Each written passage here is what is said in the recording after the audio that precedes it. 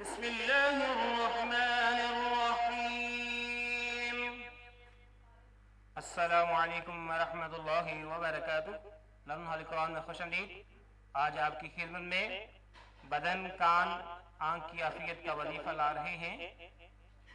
حضرت ابوبکر صدیق رضی اللہ تعالی عنہ سے روایت ہے کہ وہ رسول اللہ صلی اللہ علیہ وسلم کو صبح و شام یہ کلمات پڑھتے سنا کرتے تھے. اور کلمات کو پڑھنا شروع کریں. اللهم عافني في بدني، اللهم عافني في سمعي، اللهم عافني في بصري، لا إله إلا أنت، اللهم عافني في بدني، اللهم عافني في سمعي، اللهم عافني في بصري، لا إله إلا أنت.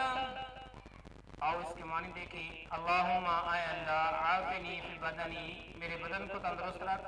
اللہم عافنی فی سمعی، اے اللہ میرے کان عافیت سے رکھ. اللہم عافنی فی بصری، اے اللہ میری آنکھ عافیت سے رکھ. لا الہ الا انت، لا الہ الا انت، تیرے سوا کوئی معبود نہیں ہے. تو یہ ہے آج کے لیے اتنا ہی. السلام علیکم ورحمۃ اللہ وبرکاتہ.